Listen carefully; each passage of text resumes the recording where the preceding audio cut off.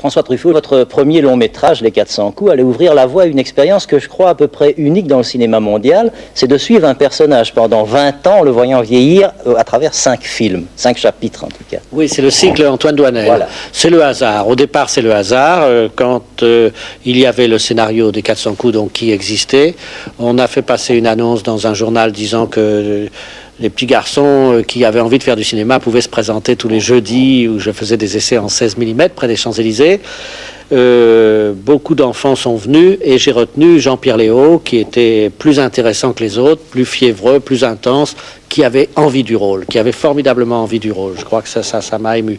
Et il a admirablement joué le film. J'ai senti au cours du tournage des 400 coups que le scénario s'élevait, c'est-à-dire disons que le film devenait meilleur que le scénario grâce à lui.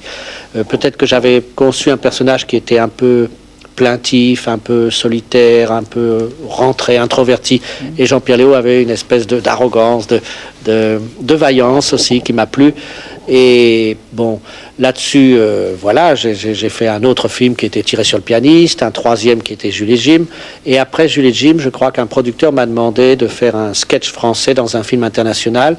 Je n'avais pas beaucoup d'idées, pas de scénario. Je me suis dit, mais au fond, pourquoi ne pas reprendre Antoine Doinel et le montrer dans sa première aventure sentimentale dans le cadre des Jeunesses musicales de France. Mais j'ai quand même attendu plusieurs années avant de faire donc Baiser volé, qui a été une sorte de retour d'Antoine Doinel à la sortie de son service militaire.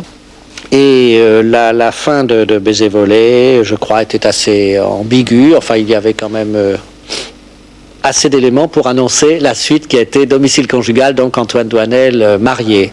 Et 10 ans après, L'amour en fuite. 10 ans après, L'amour en fuite, qui reprenait des éléments des films précédents et qui avait un côté quand même conclusif pour moi, enfin qui avait un côté récapitulatif tel que j'avais décidé de ne plus jamais toucher à ce personnage Antoine Doinel. Et alors nous ne devons pas nous attendre à un 6e Antoine Doinel. Non, je ne crois pas, parce que je n'étais pas, à vrai dire, je n'étais pas heureux avec L'amour en fuite. C'est un film qui m'a tourmenté.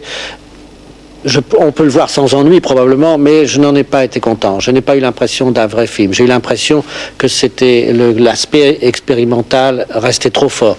Un film a souvent un aspect expérimental au départ, mais ce que je souhaite, c'est qu'à l'arrivée, il ressemble à un vrai objet, un vrai film, qu'on oublie que c'était une expérience. Mais enfin, pour défendre le film contre vous-même, je dirais que c'était une espèce de journal intime inscrit sur la pellicule. On pouvait suivre au fond l'évolution du personnage. Oui, mais est-ce qu'il avait vraiment évolué? C'est ça. Je me suis dit que peut-être je n'avais pas réussi à le faire évoluer. Il a commencé ce personnage assez autobiographique et finalement, au fur et à mesure, je l'ai éloigné de moi. Et peut-être que je n'ai jamais voulu lui donner une ambition, par exemple. Et je me demande si je ne l'ai pas fixé un peu comme un personnage de dessin animé. Vous voyez, Mickey ne peut pas vieillir. Voilà, et c'est peut-être l'histoire d'un échec, ce cycle Doinel, même si à l'intérieur, les films sont agréables et amusants à voir.